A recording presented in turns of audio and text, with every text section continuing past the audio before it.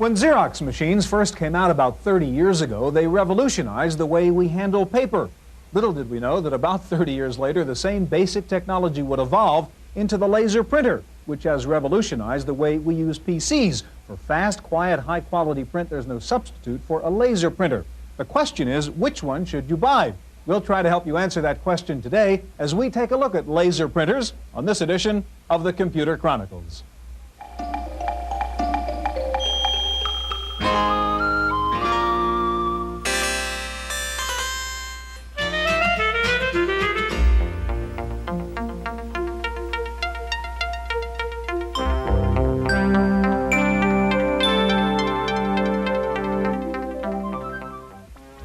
The Computer Chronicles is made possible in part by CompuServe, featuring an online reference library, Wall Street reports, at-home shopping, airline reservations, games, and hundreds of other services. CompuServe, helping people get the most from computers. Additional funding is provided by McGraw-Hill, publishers of Byte. Byte's detailed technical articles on new hardware, software, and languages cover developments in computer technology worldwide.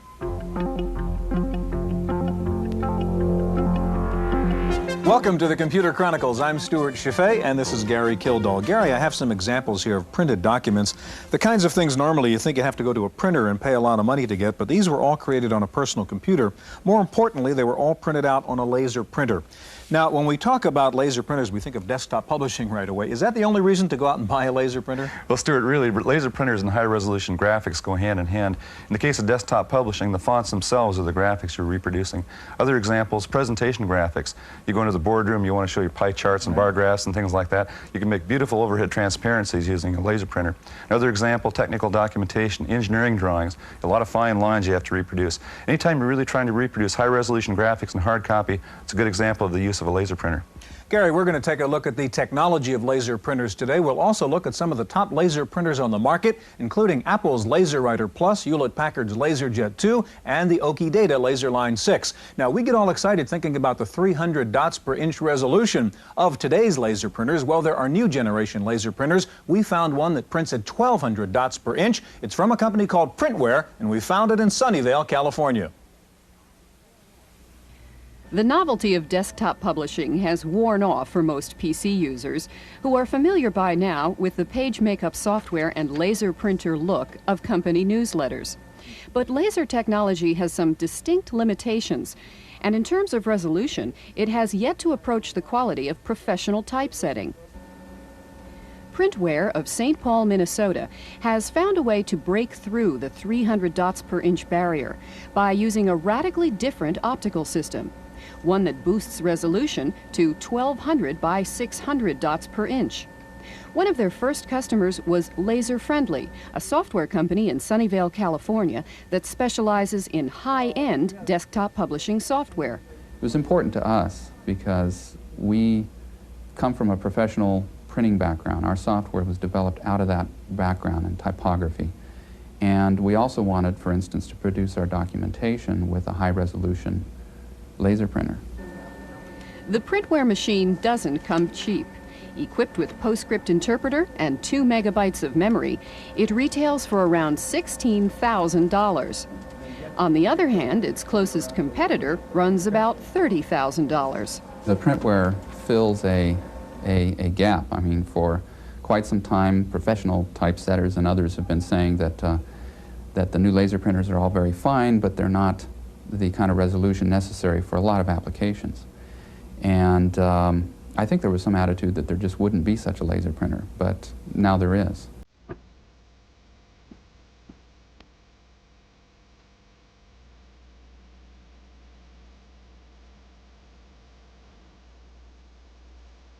Joining us in the studio now is Jim Gable, product manager at Apple for the LaserWriter Plus, and next to Jim is Roy Perry, general manager of LaserJet USA, the company that sells Ready, Set, Go. Gary?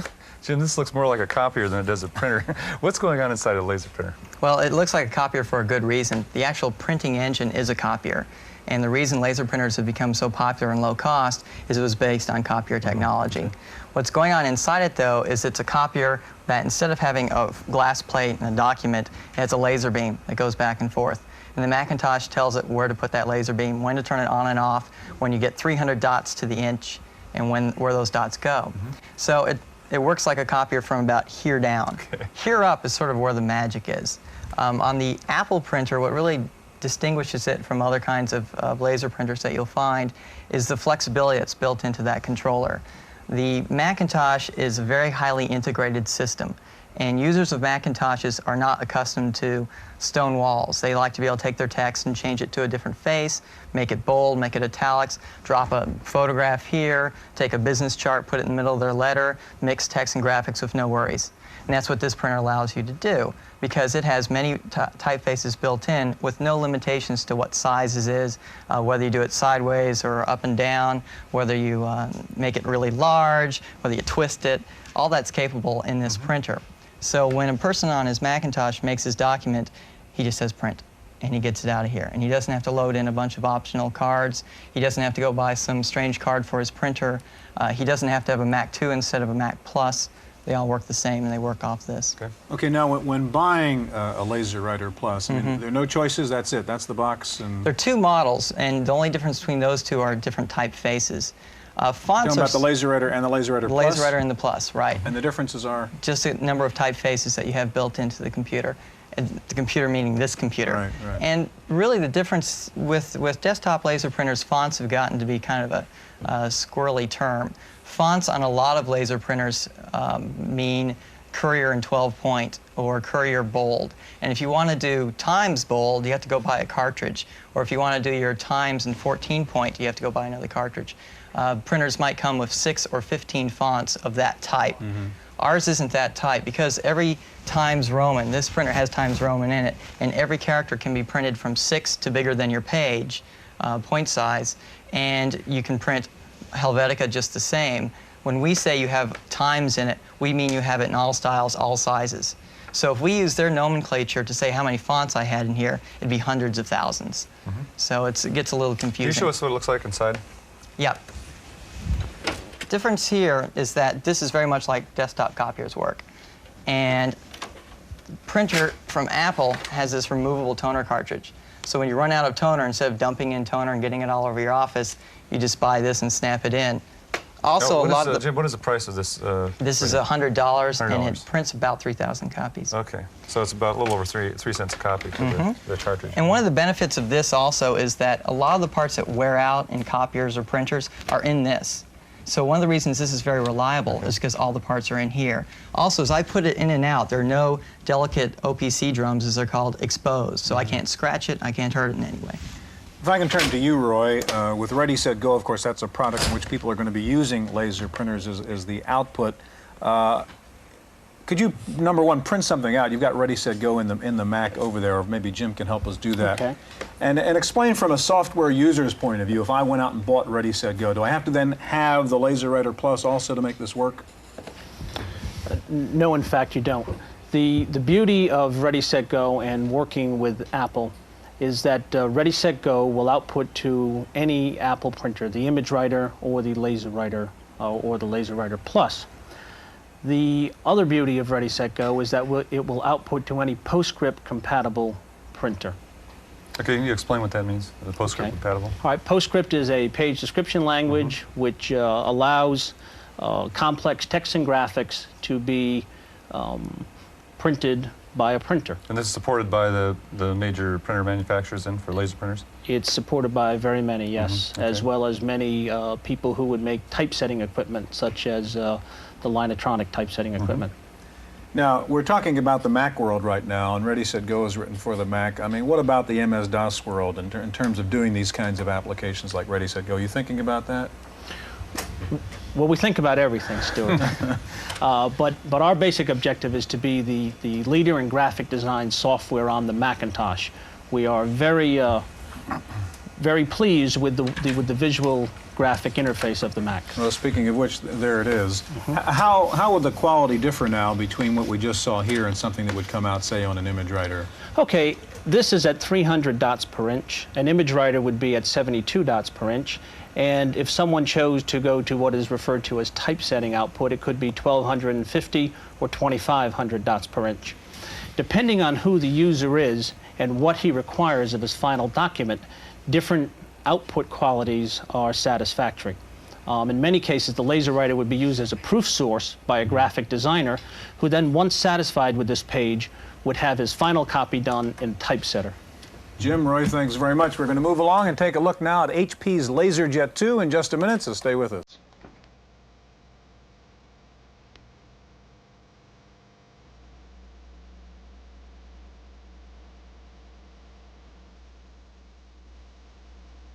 Joining us in the studio now is Steve Simpson, Group Marketing Manager with Hewlett-Packard, and next to Steve is John Dickinson, Director of PC Labs at PC Magazine, where they've just reviewed 36 laser printers. Gary? Steve, I understand there are only a few manufacturers that actually build the insides of this thing, the engine. Ricoh, Canon, I guess several others. Now, the last printer we saw, the Apple LaserWriter, has a Canon engine, and I understand this has a Canon engine also. Are we just buying something repackaged? No, we're not. What has happened, we, like Apple, were both using what was known as the Canon CX print engine in our previous products, which were the initial LaserJet products. And we in Canon learned a lot from those products, and this is what we would consider to be a second-generation print engine. This is based on the SX print engine. Canon and we went to a lot of trouble to make some changes and make some improvements over its predecessor. A couple things being, for example, correct order output in printing as opposed to reverse collation, and a much darker print capability than its predecessors. Steve, what other things did you learn from the first LaserJet printer, and how is the LaserJet Plus better, or Series 2 better? I think the thing we learned, number one, was that we needed to make the products as easy to use as possible. And we've done that a couple of ways. First of all, we really focused very heavily on providing software support by working very closely with ISVs. So we have about 600 ISVs who support these products. But the other thing we had to do is we had to make the products very easy to set up, configure, and use, even if your software package didn't support it particularly well. So we did a lot of effort in the front panel, for example. Now you can do all your configuration, even choosing which interface you use, etc., from the front panel. No more dip switches, because those are a problem. Selection of which fonts I may want to print in. If my software package doesn't do that, I can do from the front panel. That was really, I think, the key emphasis, is make the products very easy to use and continually improve the functionality and print quality. Steve, where do you see the use of the laser printer in your business? I mean, your customers, what kind of a mix do you have? Well, we find that about 85% of our products are connected to MS-DOS, PC-DOS-based systems. So they're being used primarily in office environments, a very large pool of people, as we know. So we find that they're typically being used for office applications, which are typically word processing, spreadsheet applications, and those types of things. Though 10% of them, according to our users, are being used for desktop publishing through packages such as Aldus PageMaker or Ventura Publisher. But the primary emphasis is office application use. John, would it be fair to say then, the Apple LaserWriter we saw before is really more geared at the desktop publishing situation on a Mac, as opposed to the LaserJet, which is sort of being used more likely as just a business printer? Well, just a business printer says a lot. I mean, the LaserJet is one standard, which has become very, very important, but out of the 36 printers that we tested here, many of them had several emulations in them, including HP LaserJet. 27 had HP LaserJet. 22 of them emulate the standard Diablos 630 daisy wheel printer. And again, it's for the office automation market, for the word processing, the spreadsheet, the database. The big thing is that there's a lot of competition out there to get that market, because those people are looking for high-speed, quiet printers that don't disrupt the office environment. John, you mentioned standards. What kind of standards are there in terms of hardware and software? We go out and buy these things. Can you be safe in buying certain kinds of interfaces? Yeah, just about anything. Any laser printer out there right now will work with a PC, and many of them will work also with a Macintosh as well, because quite a few also emulate the PostScript language that the Apple Macintosh wants, and some of the PC-based desktop publishing systems also are looking for that. They also support this. So there's a couple of different standards that you can be getting, but it's almost certain that if your dealer tells you it'll hook up to the computer that you've got and the word processing or whatever it is that you've got, it'll do it. Steve, could you sort of have something come out of the laser printer just so we can be convinced it actually works here?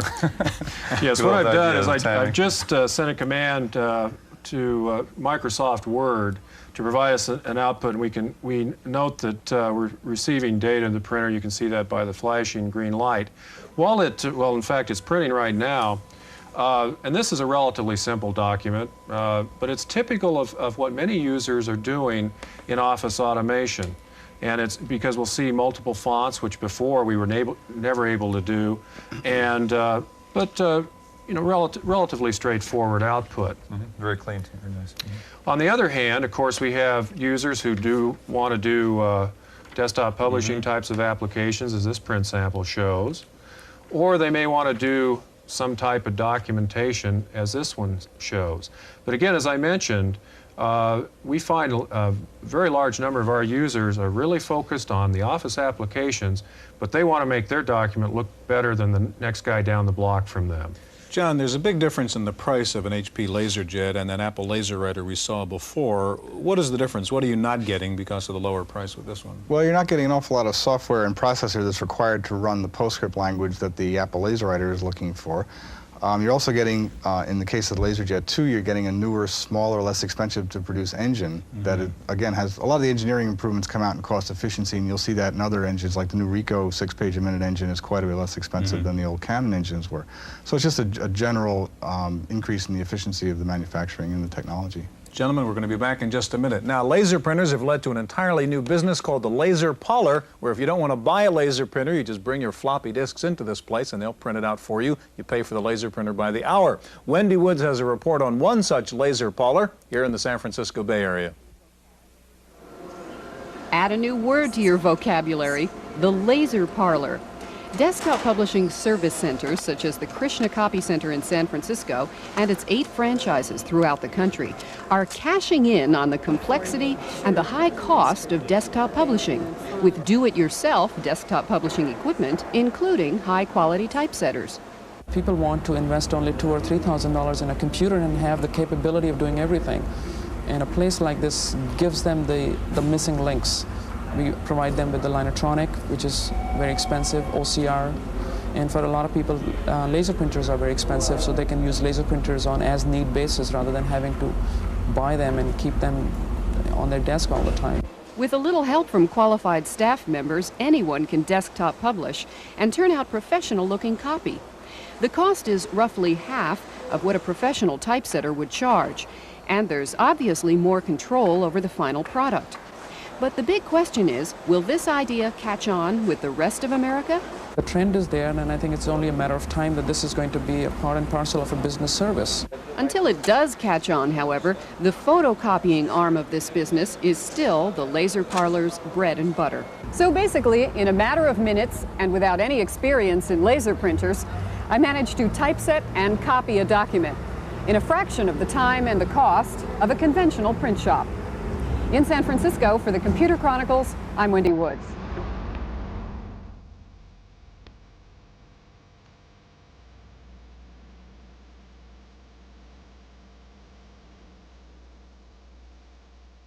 Joining us in the studio now is Charles Kapagan. Charles is Director of Product Marketing with OkiData. And next to Charlie, back again, John Dickinson of PC Labs. John, in your test here at PC Magazine, you tested 36 laser printers. 2 of them that you ranked very high that were low cost were the OkiData and the Hewlett-Packard LaserJet Series 2. Why did you rank the OkiData as high as you did? You have to look at the structure of the laser printer market before I can answer that question, and it's very simple to do. There are printers set up for desktop publishing that normally include PostScript, like the Apple LaserWriter. Then you have another category that is the high-end, really they are typesetting machines like the Verityper, which do 1,200 dots per inch. Then you have a heavy-duty machine like the Genicom 5010, which are set up for large-scale network printing. And then you have the vast majority of printers like the OkiData, which are set up for desktop work in an office environment for word processing, spreadsheets, and database printouts. Most of those printers emulate the HP LaserJet, as a matter of fact. Many of them also emulate the Diablo 630 printer, and some also emulate the Epson or IBM Matrix printers. Among the best of those was the OkiData, largely because it does the HP emulation very effectively, and it does it at a very attractive price. Okay, Charlie, you got rated very high in this PC Labs test. Tell us about the LaserLine 6. Why is it so good? Well, we designed this product not only for the desktop publishing market, but more specifically for desktop presentation. Maybe a subtle difference, but we find most of the users of this class machine want merged text and graphics, want multiple fonts, want large type fonts, and I'll show that with you with our self-test message as it'll come out of the laser here. But really, can't afford and are impossible to be trained on the true publishing aspects of this industry. I think the publishing packages, I don't want to demean Aldus and those, they're fine, but they're for a very narrow segment of the market. We designed this product with superior features against products costing much more. And I like to show you one of these when the self-test message comes over, and that's the 15 resident fonts in the machine. Most of the competitors have 3 or 7. This machine comes with 15 standard. And it's also got the optional font cartridge, so in the self-test message, you'll get a good idea of the number of fonts available in the machine. And this is what people want to do with these machines. Charlie, you got a couple other things here in front of you. What for example, is this little baby? This is our 3-port interface. This is, as John had mentioned, we are HP Plus compatible, and this particular product allows us to interface to 3 different workstations or hosts. It results in a price of $23.95 for the product, or $2,400, and results in the per user cost of $800, or the price of a serial impact dot matrix printer. And you have both serial and parallel interfaces Serial and as well? parallel, Okay. yes. What about this? What do you have here? Okay, another concern we had with in trying to make this machine the best machine for desktop presentation was recognizing the migration of the users were really going to be dot matrix and daisy wheel users that were going to come into the laser. Well, we have HP LaserJet Plus for those that had LaserJet compatible drivers, but for all those dot matrix and daisy wheel products, this little piece of software provides instant compatibility for those, so there's no software changes required. Is that provided with the machine? That's free. It's $150 software value, free with the machine. Okay, now also just to get an idea of what it costs for these font cartridges, here you have the, what, 15 typefaces? 15 standard, yes. Okay, and then when the additional cartridge This is one cartridge. This is the Times Roman cartridge, and it's installed in the machine right now, and that's about $149. Okay. There's 4 or 5 of those available right now. Charlie, about 15 seconds left. We have another OkiData setup over there with a little box under it. What's that? This is our new 550 sheet second tray. This gives the user the capability of installing letter or legal size paper and having a wide range of flexibility on his paper input. John, price is going to come down on laser printers still, or are we at the bottom? The price is going to go down, but the end's going to go up, so it's a little hard to say where it's going to wind up. We're under $2,000 now and sort of still going down, but it really will depend on the end. That's our look at laser printers. Thanks for being with us. Hope we'll see you again next week on the Computer Chronicles.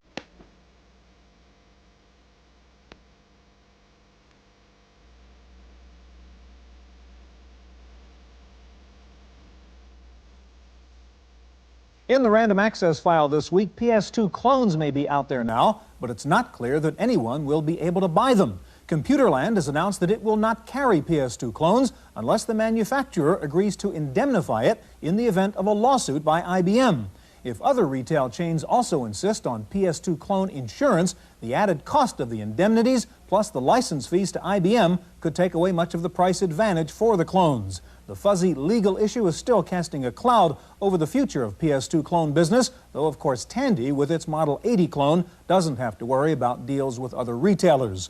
Lotus has released its 123 Value Pack. The $15 package lets you remove the copy protection from 123. It also provides some other enhancements, such as limited recalculation, a learn mode, and compatibility with laser printers and the newer EGA and VGA monitors. Hewlett-Packard says if you're having trouble with a zapped laser printer, it may be your RS-232 cable. HP says the RS-232 cables have a high impedance and can act like antennas, picking up static charges which can damage chips. HP says if you're using more than 50 feet of cable, you are a candidate for static charge damage. The IRS says it's delighted with the growing experiment in online filing. The feds say nearly 600,000 taxpayers filed online this year, leading to faster refunds and fewer mistakes. A New York consulting firm says one of the fastest growing segments of the PC market is voice messaging. Voice boards for PCs are now available for about $200. The study says voicemail finally solves the problem of telephone tag, and the study says that even without the problem of telephone tag, phone calls are often inefficient, citing a study which says that 2/3 of all phone calls are less important than the work they interrupt. Time for a welcome interruption from Paul Schindler with this week's software review. Oops, time to do my review. There are dozens of programs on the market to help manage your time. The problem with some is that they're passive. If you don't remember to look at them, you'll miss your appointments. You have to remember to remember. Other programs do a lot, but are so complex they wind up being too much work to maintain. Smart Alarms handles both objections. Smart Alarms is a Macintosh desk accessory, so it can display a message on the screen anytime, regardless of what else you may be doing with your system. Like this. You can then tell Smart Alarms you've dealt with the activity or that you want another reminder and when you want it. If you do nothing, Smart Alarms politely bongs at you every so often until you tell it what to do. It's a bit of a nag, but you're the one who wanted to remember the event in the first place, right? Dead simple and more effective than any other time management system. Smart Alarms for the Apple Macintosh, $50 from Imagine Software in Fairfax, California. For the Computer Chronicles, I'm Paul Schindler. Laptop portable computers must really be coming into their own now. Not only are there computer magazines devoted to laptops, but there is now a computer show devoted to laptops. It's called Laptop 88, and it'll be held on June 7th and 8th in New York. More than 50 exhibitors will be present with hardware, software, and peripherals just for the laptop user. Molecular biologists at MIT have reported the discovery of a new second genetic code in living cells. The code keeps track of the type and position of a molecule in a larger molecular structure. The man who discovered the code, Professor Paul Schimmel, says the logic of it is simple, powerful, and profound, and could provide the basis for a new computer language. Finally, the software game market seems to be alive and well. The Japanese company Nintendo is king of the mountain right now. Its recent release of Dragon Quest III sold out its entire 1 million unit shipment in one day. The trade publication Soft Letter said that caused what was probably the biggest single day of school truancy in the history of American schools. That's it for this week's Random Access. We'll see you next time. The Computer Chronicles is made possible in part by CompuServe, featuring an online reference library, Wall Street reports, at-home shopping, airline reservations, games, and hundreds of other services. CompuServe, helping people get the most from computers. Additional funding is provided by McGraw-Hill, publishers of Byte. Byte's detailed technical articles on new hardware, software, and languages cover developments in computer technology worldwide. Transcripts of the Computer Chronicles are available online on CompuServe. Type Go Chronicles at any CompuServe prompt. If you'd like the CompuServe access number in your area or a free booklet describing how to use online services, call 1-800-848-8199.